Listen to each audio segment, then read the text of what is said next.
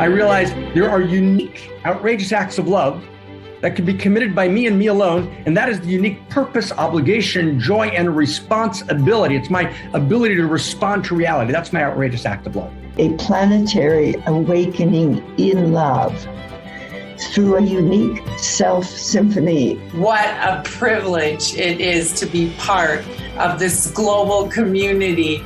There's a voice within me that asks, who am I, right? Who am I in all of this? Each and every one of us has a unique gift to give that we desperately need.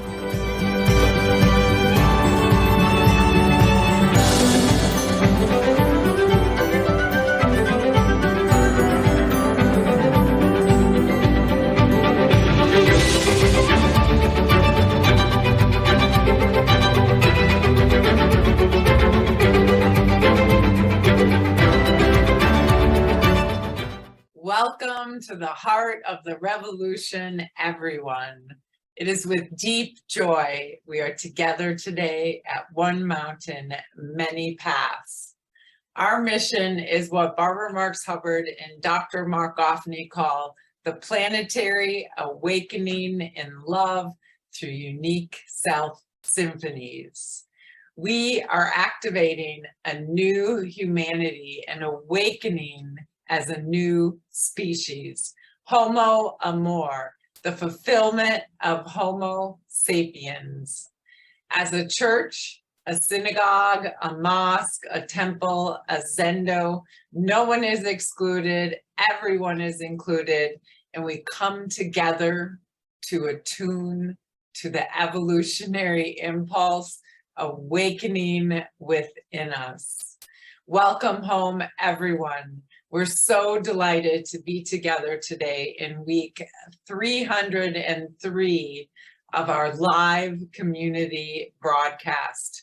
What an honor and a privilege it is to be part of a global project that is contributing to humanity's flourishing. Use the Zoom and the Facebook chat functions to say hello, let us know where you're from, to express your prayers, and to resonate the Dharma. On Zoom, do check that your chat settings say everyone so that we can all hear from you. Care to step deeper into community through the work and the practice of creating the great Homo Amor library? Do reach out to me for all the holy opportunities. My email is in the chat box now. Our weekly gathering on Mondays, right into the evolutionary love codes, will not be meeting for the month of August. You can join us a week from this coming Monday on August 8th in a workshop format at the Outrageous Love Festival, both in person and on Zoom. For those of you who are new to One Mountain, Many Paths, we normally receive a deep transmission of first principles and first values by Dr. Marc Gafni and by Barbara Marx Hubbard through recorded sermons of hers. For the next 6 weeks, Dr. Marc Gafni will step back to invite our unique self symphony to play our unique instruments. And we have developed a special summer program where we focus on practicing and embodying first principles and first values through a weekly workshop. Living first principles and first values, the new story for a new humanity in our everyday lives, takes practice. That is why we developed a special summer program where we focus on practicing and embodying first principles and first values. And we have an incredible lineup of people who have been involved, most of them many years, in studying, living, and generating the planetary awakening in love through unique self symphonies that is at the core of the political and the social revolution of love. Of course, we will miss Dr. Marc Gafni as we hold him close to our hearts and bless him in this sacred time of traveling through Europe for our yearly Outrageous Love Festival, which you can still join, and more. We are very much looking forward to Dr. Gafni's return on September 11th. What to expect today? First, a Dharma recap from myself, then Terry Nelson will set our intention, then David will resonate the evolutionary love code that we're working with, then we step into our evolutionary sermon with Terry Nelson, and then we move into meditation to enter prayer with David Cicerci. Krista will invite us deeper into community, and to close, we will bring people on for our goodbyes and a short dance party. I welcome all who are new. We need you. Every week builds on previous teachings, and yet if this is your first time, these teachings do stand on their own. We encourage you though to go back and listen to previous episodes. Today you will hear unique language. Trust the magic ways, the language or Dharma comes through your understanding. One Mountain, Many Paths is radically committed to telling the new universe story. Now for my recap from last week. Baseball principles, a home run into the heart of Homo Amor. Dr. Marc shared principles of baseball last week. Baseball incarnates value. After modernity deconstructed baseball and deconstructed value, we need to reclaim value. It's bigger than Darwin, it's bigger than Freud, and it's bigger than Einstein. Why? Because it's not about the exterior, it's about the interior sciences. That's the invitation. We need to reclaim value at a higher level of consciousness. Now, let's look at the 14 principles of baseball that incarnate immeasurable and non-commodifiable value. 1, the baseball stadium is a cathedral, a temple. 2, baseball incarnates ritual that holds us. 3, baseball has a set of laws or principles about how the game is played that are about eliciting greatness and excellence from the players.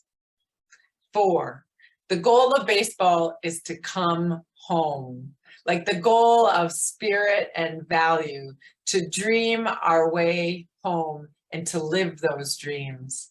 But it's not just about getting home ourselves, it's about the whole team coming home. 5, baseball has saints and heroes incarnating value. 6, in baseball, everything and everyone is accountable. In baseball, everything counts. 7, baseball is the ritualized experience of failing again and again and not losing heart nor falling into resignation, but to show up with all of our energy, passion, and power. 8, in baseball, it all begins again every time we come up to bat.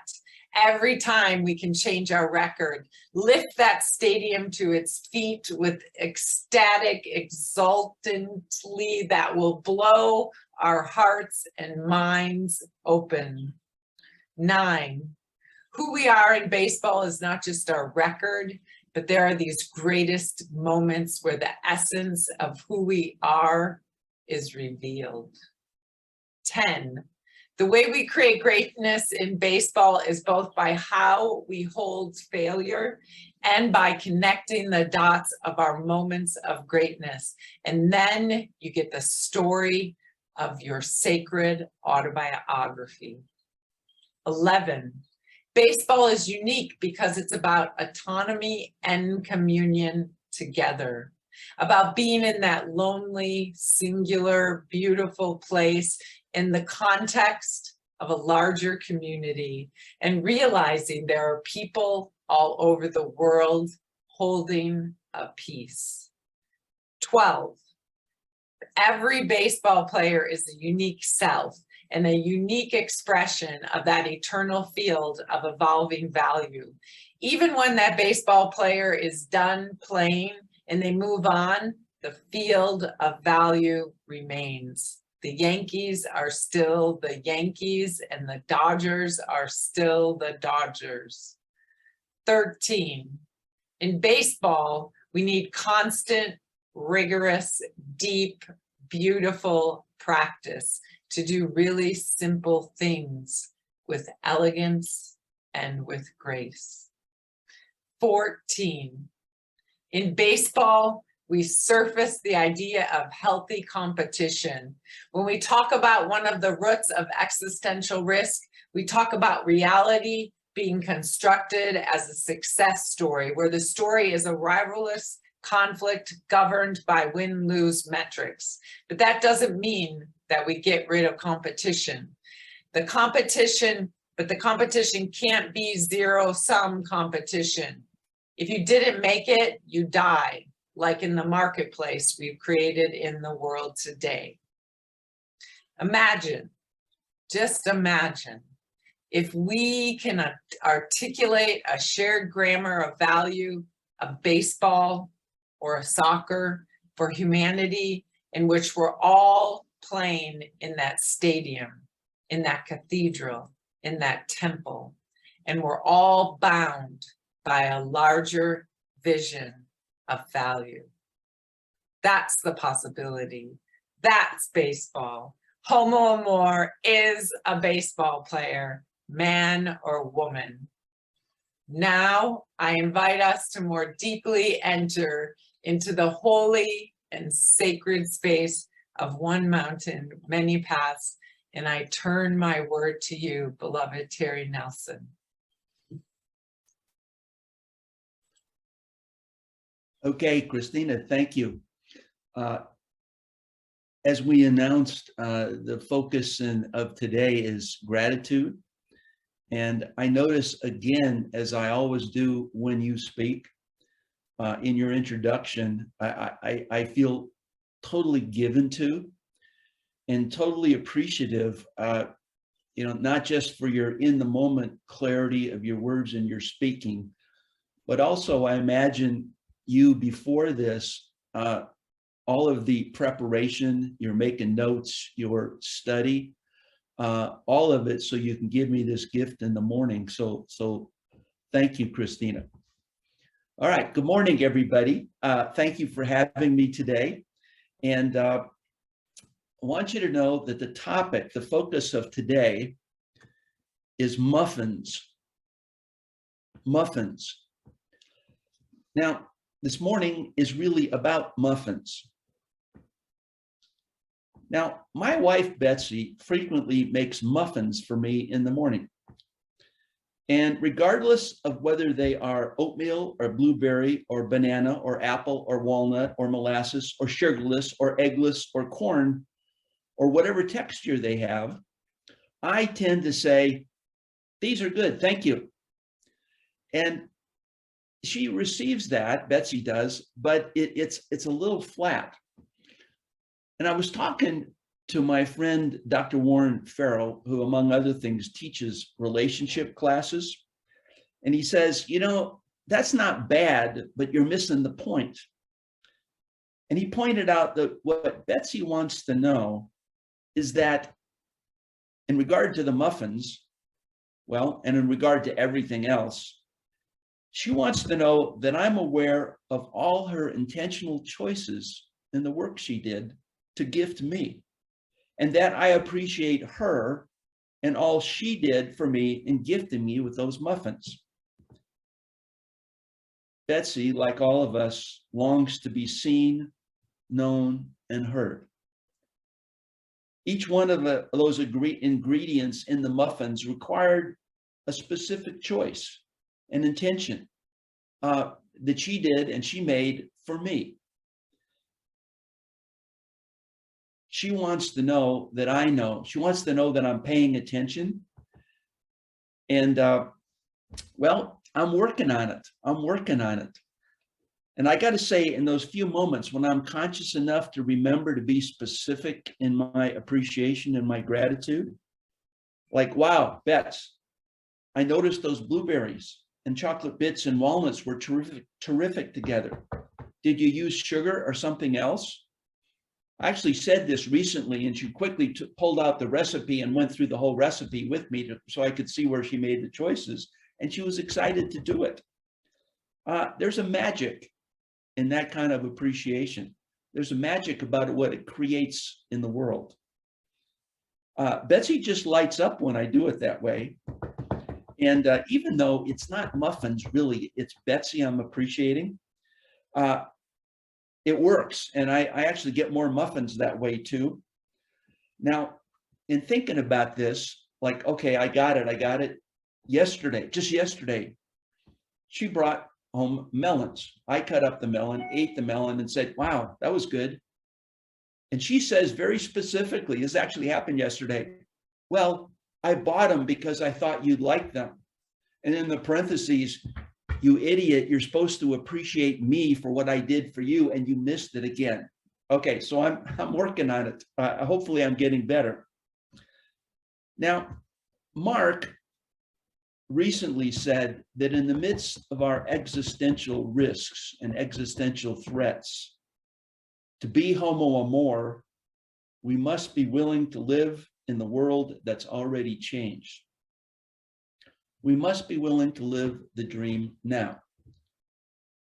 One of the most powerful practices for doing that is gratitude, being grateful.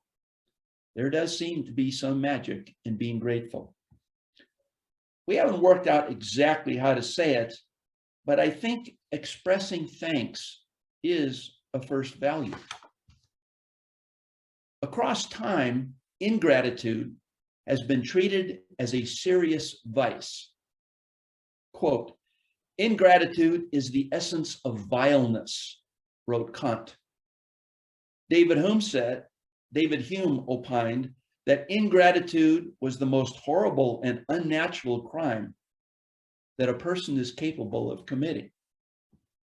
Now, so just for that, for a moment, now I'm going to turn my computer, and if I eliminate Zoom in the, this process, and I disappear forever off this Zoom, thank you for being here and good luck to the rest of you. But for a moment, let me turn the computer. I'm not sure you can see that sign down there, but what it says is, and my wife placed it there, I love you. Have I told you lately that I love you? And she wants to make sure that when I look down that way in my office, I see the sign. Now, continuing this journey, this is I'm looking out, I'm in Central Oregon, and I'm looking out my window. I hope you can see at least somewhat. There's this meadow off to the right. You can't see, there are mountains, trees, bird feeders, birds come. It's just gorgeous. And most mornings when I sit down here, I say, okay, all of reality, thank you for gifting me personally with this beauty, with this aliveness. If you look, you can see a bird down there moving a little bit. It's pretty tiny, I'm sure. But thank you, all of reality, for gifting me personally. Hold on, we're going to turn back. I'm still here at work. This is good. All right. Now, and as you've heard before, when Einstein was asked what he thought was the most important question a human being needed to answer, his reply was, is the universe friendly or not? Practicing being grateful is practicing answering Einstein's question with the answer, yes, it is. Yes, the universe is friendly. and is friendly to me personally. And when I am being grateful, I create the words of that yes in the world, in me and in others. Today, we'll explore some distinctions and practices of gratitude and consider the question, what might be possible for living my life as a grateful person? And how might being grateful help me and the world to live the dream now? My intention today is to encourage, persuade, challenge, allure, cajole, sell you enough that you will do at least one of the following homework assignments that it should be appearing in the chat box, and either write them down. You'll get a Google Doc with these homework assignments, and I'm hoping you'll do at least one of them tonight. The value of anything I say today will be realized when you're doing the homework, at least one of them tonight. All right. So number one, if this is in the chat, you can look at it or take notes. Number one, homework. Begin a regular journaling practice, a gratitude journaling practice, by writing in detail about the best gift you received today. Now, it sounds sort of mundane to write in a journal about what you appreciate, and I don't recommend you do it more than every few days. Every day tends to create a fatigue about gratitude, but it's powerful. And in the last many years, the academics and science have been studying these practices. And in one particular study, they made 3 groups. Group 1, you're to write once a week for 10 weeks, 5 things you're grateful for, just in a sentence. Another group, 5 hassles you had. And in a third group, 5 circumstances that affected you. 3 different groups, 1 entry a week for 10 weeks. And even with that simple exercise, the gratitude group, by how they measured it, was 25% happier. And not only that, the gratitude group exercised 30% more. Now that's just from 1 entry, 5 things, once a week for 10 weeks. So 1, begin a gratitude journal. 2, write and deliver live a gratitude letter to someone important to you, however you do that. Have them feel seen, known, and heard. Maybe let them know how their unique gifts affect you. Mother Teresa once said, there's more hunger for love and appreciation in this world than for bread. People around us are starving for appreciation and acknowledgement, and we have the ability to give them this gift on a regular basis in a genuine way. Did you ever hear anybody say, I feel too appreciated? Probably not. More likely, I feel not appreciated. 3, homework. Thank one invisible person who is directly or indirectly in service to you. By the way, if you've ever gone out to dinner with Marc, you will notice that he always finds out the name of the server. And he says he always does that. He would not be served unless he recognized who was the server. Or talk about invisible people. You know, one of the classic examples, you know, in New York City, people don't pay much attention to the garbage collectors because they mostly are invisible. They do their work at night. And then every once in a while, the garbage collectors go on strike, and everybody realizes how important they are as they become visible. So thank one invisible person. 4, write 1 page. If tomorrow were the last day of my life, how I would be is. Then when you wake up tomorrow, take 5 breaths, fully appreciating each breath that you take, and celebrate that you're in the game to take those breaths. Number 5, spend 1 hour for things to be grateful for. Spend 1 hour searching for things to be grateful for, or just 5 minutes if 1 hour is too long. And please know that the scientists, the studies show simply searching is valuable. The searching itself, the tuning your radar screen to look for things to be grateful, is valuable in and of itself, even if you don't find a lot, and you probably will. 6, Write one page expressing gratitude to God or reality, the field, the cosmos, whoever or whatever, for gifting you with the unique gift that you are. And be specific about what that gift is and how it impacts others. Okay, those are the 6 homeworks for tonight, later today. Again, the value of anything I say today will be in as you discover and experience the homework in that practice.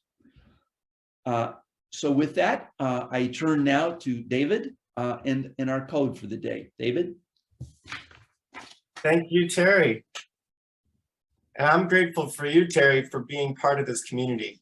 You know, your decades of experience, both with, with Marc, but also with your work at LifeSpring and with all your coaching clients, and just being an elder in the community with all of your wisdom. I appreciate your keen observations that you make and your practical advice and counseling you've made to me over the years.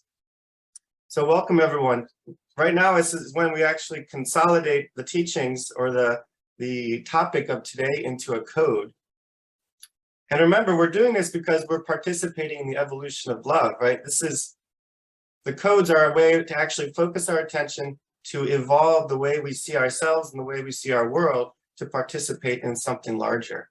So today's code is very simple, but it gets to the point.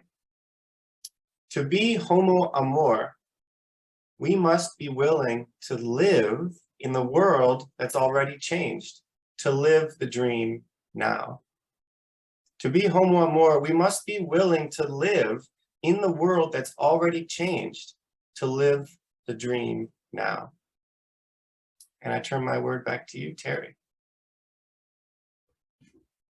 Now, in recent times, as I said, the psychologists and the neuroscientists and so on have begun to, I would say in the last 20 years, to seriously study gratitude and what happens when people are being grateful in both its interpersonal and its scientific, its chemical effect on the human body and human interaction. Now, let me start today by putting it this way. Would you be interested in a pill that was free, except it might require a little time and energy and courage, and had no side effects, which could accomplish the following? Imagine you get to take this pill free, no side effects. 1, it made you more attractive. It made you more attractive to others. And thereby, I would guess, produced more and better sex. Now I got some of you interested that weren't interested before, I'm sure. Would you be interested in a pill that increased your intimacy and connection with others? Produced an increased sensitivity of the connection between us and everything that creeps, crawls, sways, clings, or walks. And think about this. By the way, saying thank you, I say, will probably help the global intimacy disorder. All right. Would you be interested in a pill that elevated your sense of purpose and meaning, made life feel more important to you? An elevation which makes you bigger, greater, uplifted, inspired to be better, called forth, leads to a longer life, produces lower risk of heart attack. Consider evolution rewards those with a sense of purpose. Being grateful is estimated to add 7 years to your life. By the way, what would you do? What could you do with 7 more years of life? All right. Again, I'm hoping you're thinking about doing your homework tonight. Would you be interested in a pill that increased your protection from illness? That would decrease stress hormones and increase endorphins, increasing your resilience to stress. Imagine a pandemic of gratitude, by the way. Just think about that. Suppose gratitude spread the way COVID did. Would you be interested in a pill that improved the quality of your sleep and produced all the values that would produce? Would you be interested in pill that alleviated depression, reduced suicidal thoughts. Now, note, positive emotions cause release of endorphins in the body, leads to a relaxed, open heart. Negative emotions, worry, anger, hopelessness, dump adrenaline, constricting blood vessels, raising blood pressure, closing the heart. It's almost impossible to feel grateful and victimized at the same time. It's almost impossible to feel grateful and victimized at the same time. Feeling grateful generally overrides any other emotion we are currently experiencing. And you get to choose whether you're going to feel grateful or not. It's impossible to feel the positive emotion of thankfulness and a negative emotion as anger at the same time. Gratitude births only positive feelings: love, compassion, joy, and hope. Think about living the dream. Do you want that in the world you want? When you focus on what we are thankful, when we focus on what we are thankful for, fear, anger, bitterness melt away. Again, your choice. Would you be interested in a pill just increased your motivation, including, as I said earlier, to exercise? Or a pill that made you more effective in handling challenging situations? You know, when you're fearful and stressed, you're sort of in this fight or flight tunnel. You only have essentially two choices: fight or flight, which is, you know, as the red and blue people argue with each other, that's pretty much the discussion we have. Being grateful widens our frame of reference. It opens the aperture for more options and seeing solutions. From here, fight or flight, you see more options, all right? Allows you to see the miraculous in the common. Appreciate the muddiness of mud. A mark of wisdom is to see the miraculous in the cosmos. Like young children, gratitude makes us young again, allows us to see the world for the first time like we did when we were children, allows us to be present. Again, the delight in the muddiness of mud. Being grateful, this pill I'm talking about, increases your spirituality. Now consider there are 3 levels of gratitude, and at each level, our soul's capacity deepens. Level 1, experience contentment. I wanted a muffin and I got a muffin. 2, experience meaning. We are here for a unique purpose and therefore grateful for all of life's lessons. 3, we dwell in pure joy, the simple response of our heart to this given, gifted life in its fullness. Brother David Stendhal Rast once said, "The root of joy is gratefulness. It's not joy that makes us grateful. It is gratitude that makes us joyful." Next, for our magic pill, cures perfectionism. We are perfectly acceptable in all our imperfection.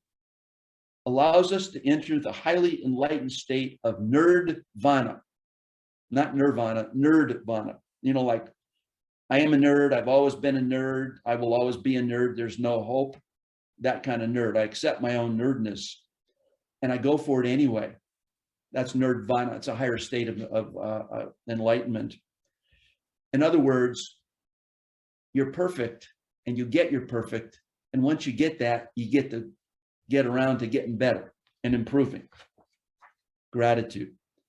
Gratitude gives you a stronger impulse, this pill, for giving.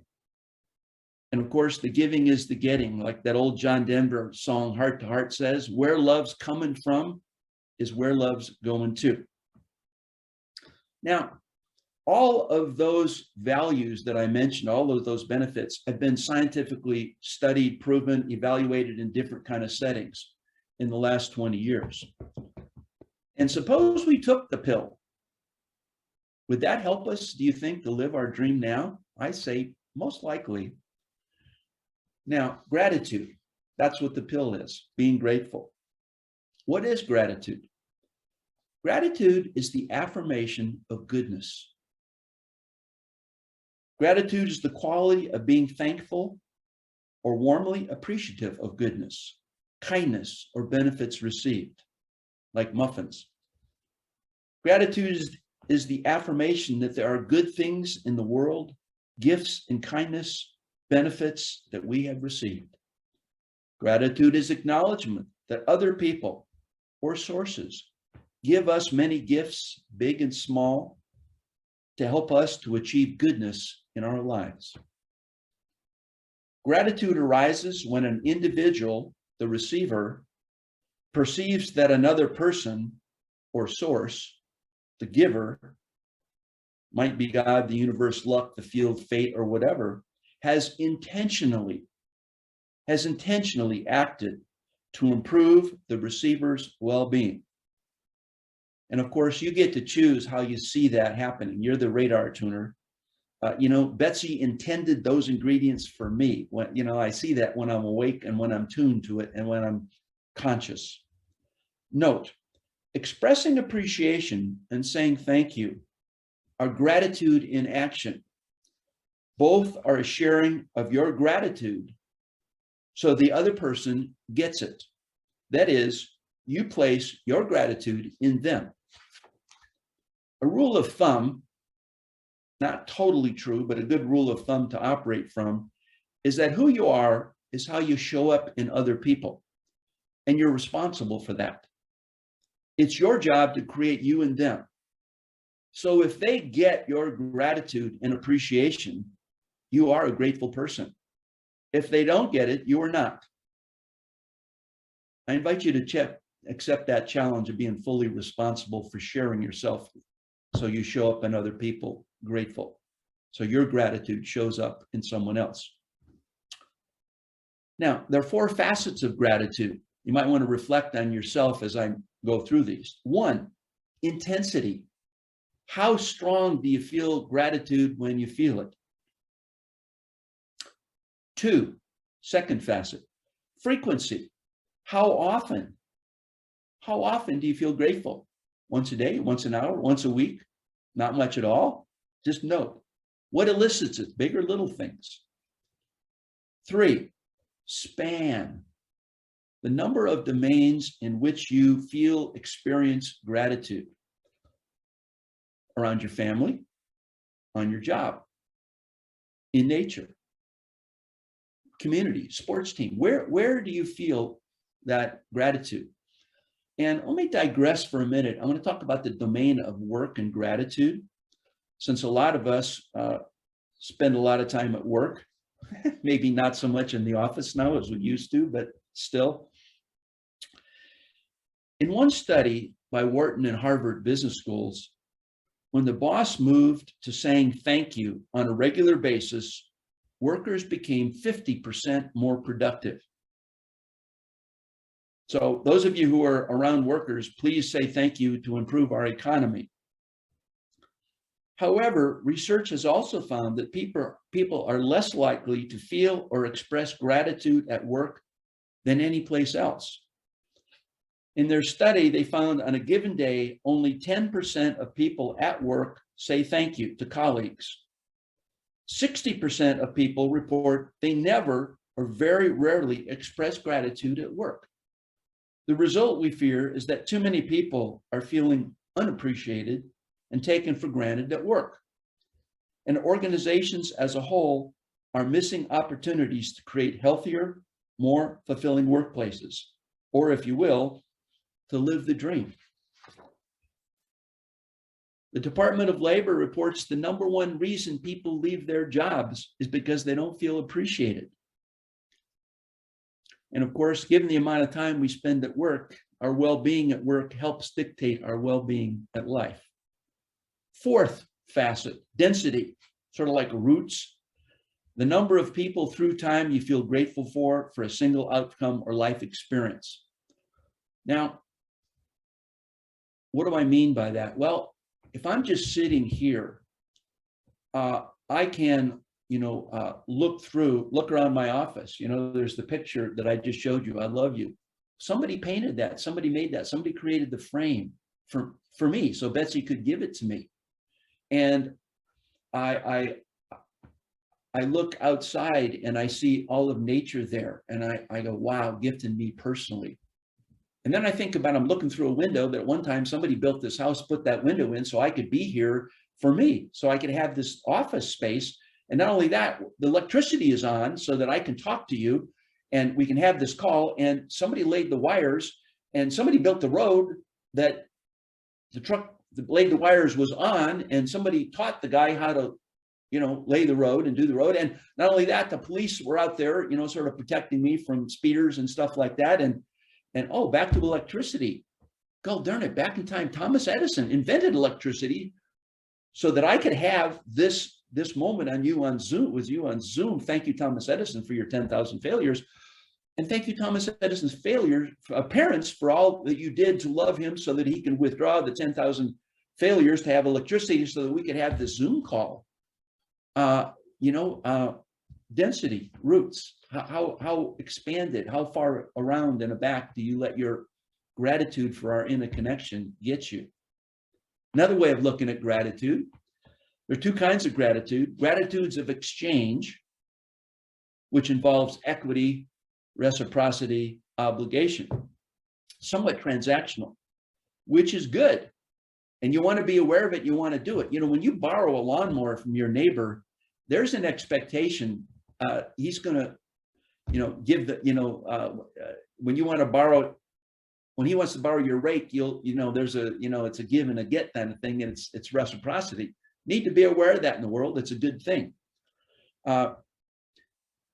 M.J. Ryan, in her little book, Attitudes of Gratitude, wrote about her college roommates bringing home a friend from college. And this girl, M.J. Ryan said, I made the bed, I made her special foods, I gave her the car, we arranged her thing. She did all this stuff for this friend.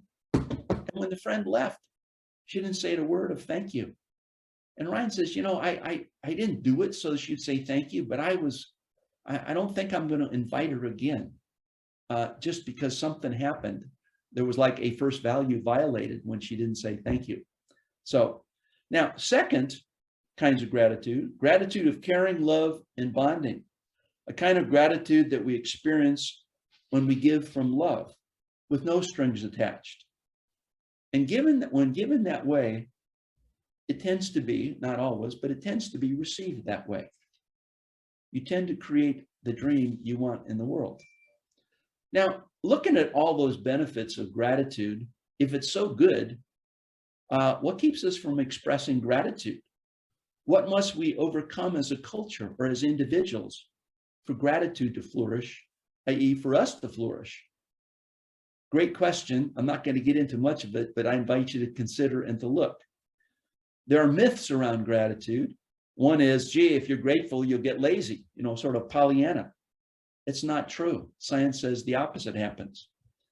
Another myth born of the win-lose metrics in our life is people who get grateful get eaten, often at work. Again, that's generally not true, although it needs to be a little more nuanced than that. Entitlement thinking.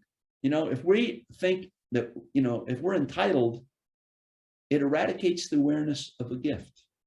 And of course, it takes some effort and some courage to risk being vulnerable in expressing gratitude, even about muffins.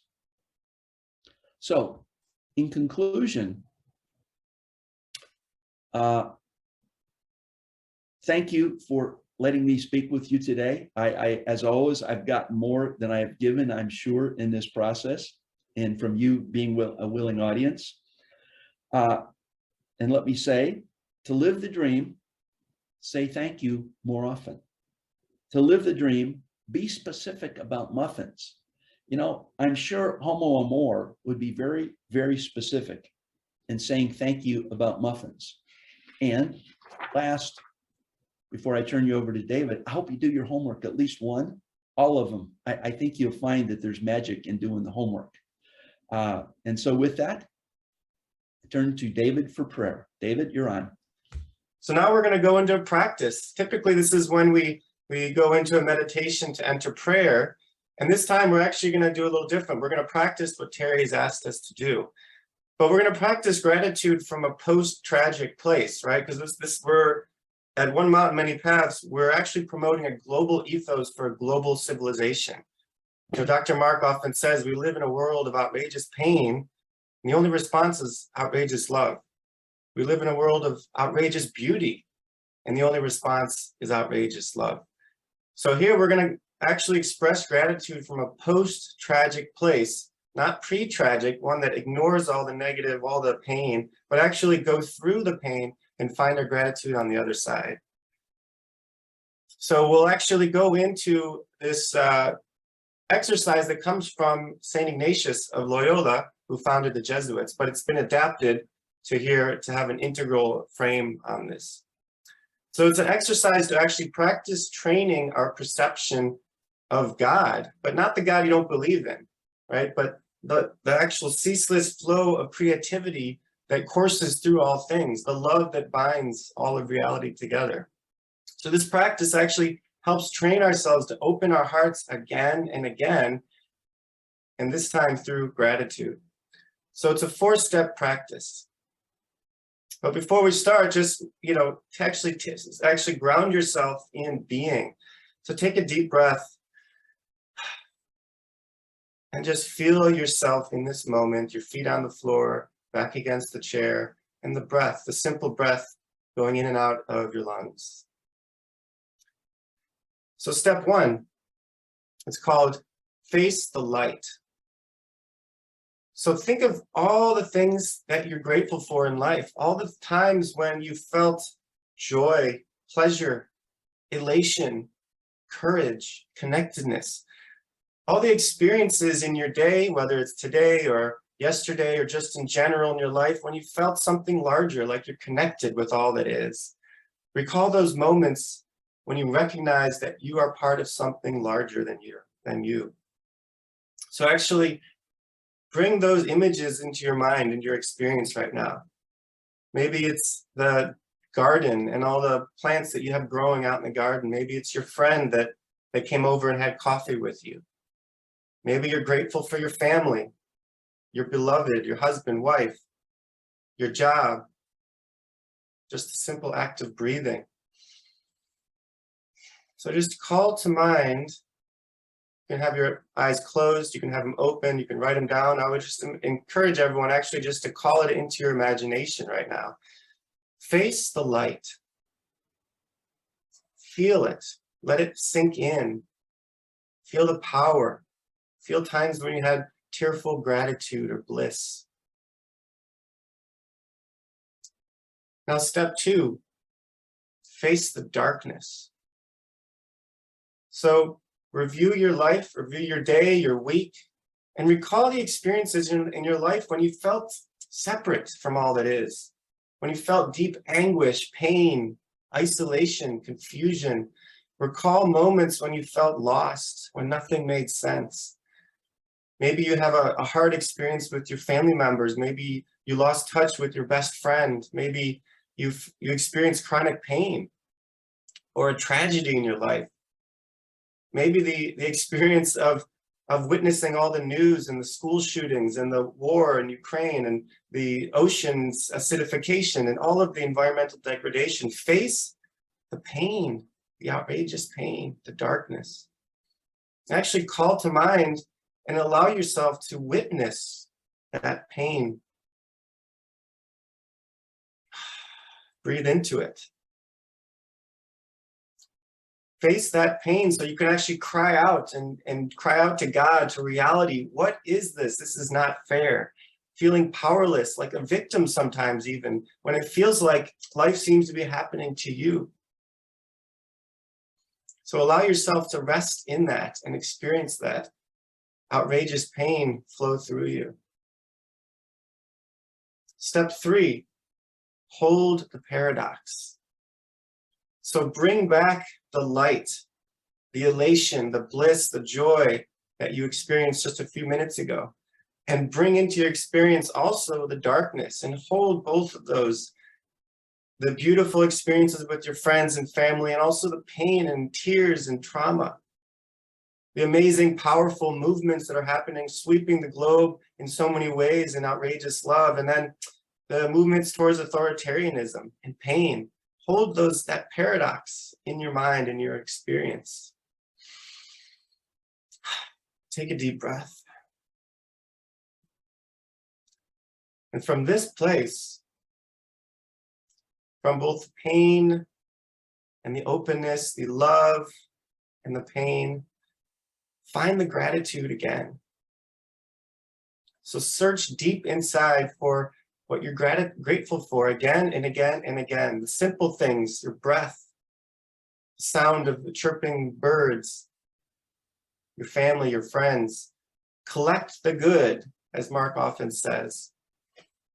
So what we're going to do is, Krista's going to help us evoke the gratitude again through her music, through her voice. And just let it sweep through you. Let it open your heart. Let it bring you closer to the divine, to all that is, with the outrageous pain and outrageous love. And as she finishes her song, in the chat box, actually write, "I'm grateful for," and let it rip. Just grateful for everything. Just let it pour out like a chain reaction of gratitude.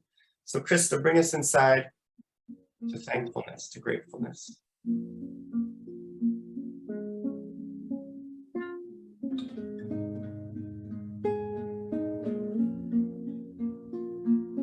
I find my joy in the simple things coming from the earth. I find my joy in the sun that shines and the water that sings to me. Listen to the wind and listen to the trees and hear what they say. Listen to the wind and listen to the trees and hear what they say. They say, hey ya, hey ya, hey ya, hey ya, hey ya, hey ya, yo. Hey ya, hey ya, hey ya, hey ya, hey ya, hey ya, yo. Let us never forget to give thanks. Let us never forget to give thanks. Give thanks, give thanks, give thanks and praise. Give thanks, give thanks, give thanks and praise. We sing, hey ya, hey ya, hey ya, hey ya, hey ya, hey ya, yo. Hey ya, hey ya, hey ya, hey ya, hey ya, hey ya, yo. Let us never forget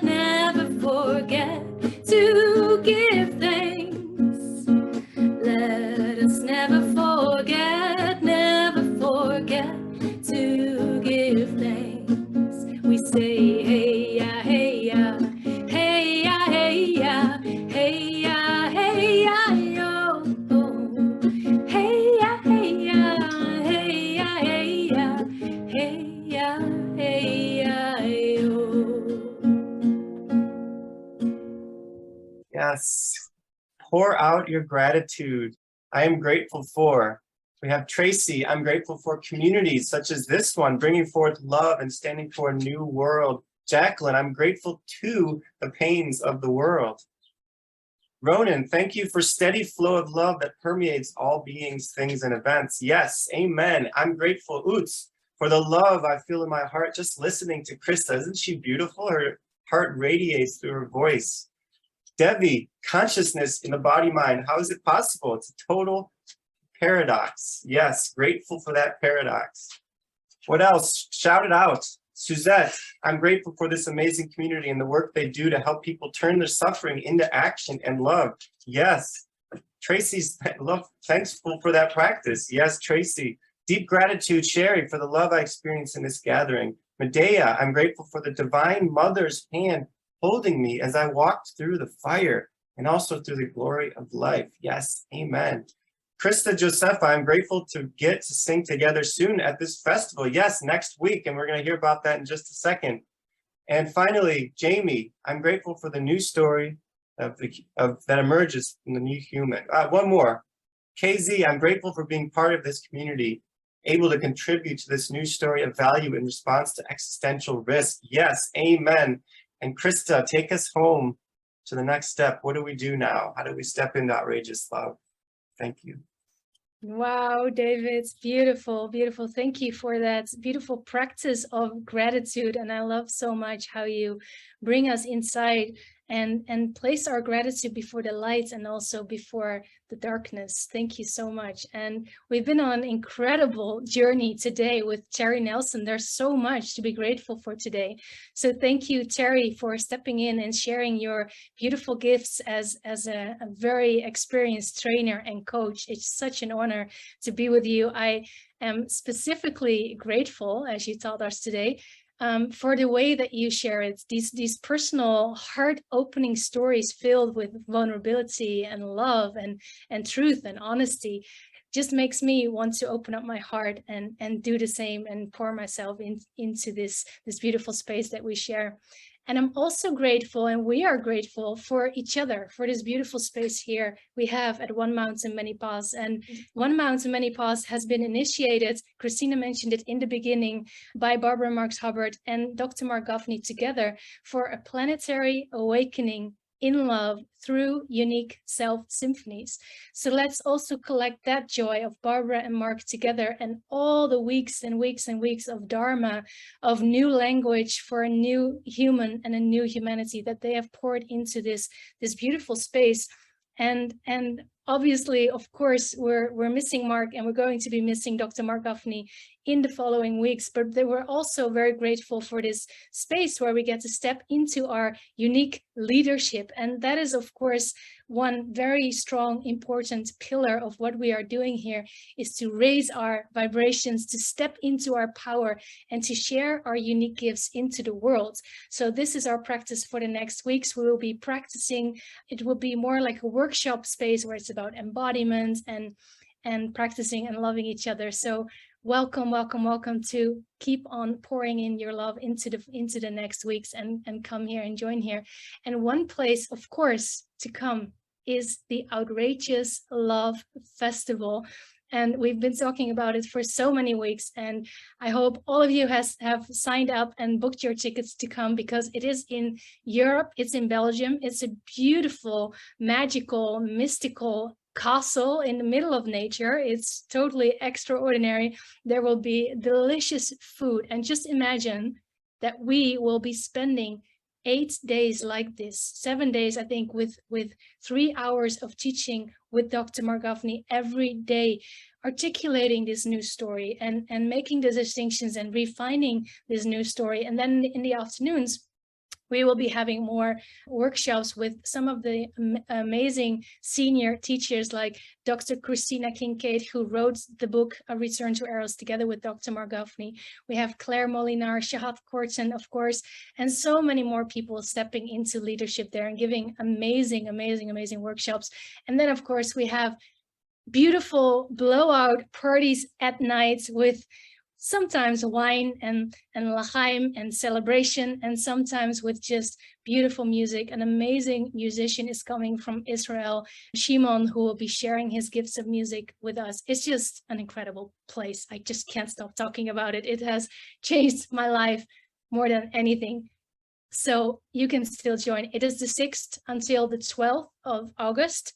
And of course, if you cannot make it this last minute, if you can't travel to Europe, you can also participate online. It's possible to create a very transformative, amazing, deep and holy space through the internet and through this technology. And so it's going to be a hybrid event. Everything will be filmed professionally. So it will be like you are there in the room with us. It's not a small Zoom screen that you have to check in on, but it's actually, you will be looking through the lens of the camera, guys. So you will see everything, you will see the people. Also, the workshops will be partly online where you can participate. And we are putting in a lot of effort to hold both spaces and to bring the two communities together. So even if you're joining online, we're going to fully embrace you, fully meet you, fully engage with you, hang out with you and get to know each other. So sign up. I think it's only 200 euros, which is right now actually $200. So it's not a lot, just sign up and you can watch the recordings anytime you like. It is in European time, the live streams, so you can get up very early in the morning if you're in the United States, or you can watch the replay later. So I can just only say sign up, be there, don't miss this. It's going to be epic. We'll share the link again in the chat box, the Outrageous Love Festival. If you want to become an outrageous lover and step into your full power and leadership, join us. And I can't wait to meet you there. So right now we're going to close as we do every week. We're going to bring all of our beautiful, beautiful faces on, and we're going to have a little dance party. So the way that we do that is we will invite you to promote as panelist. Please click yes. That will enable you to turn on your cameras, and we're going to do this while we're playing a song, while we're dancing. So for some of you, it may take a moment before you can get on, but at the end, we will all be together. Please put yourselves on gallery view so we can say hello and just love each other open. Let's dance it out. Christina, please take us inside. Thank you, thank you, thank you so much.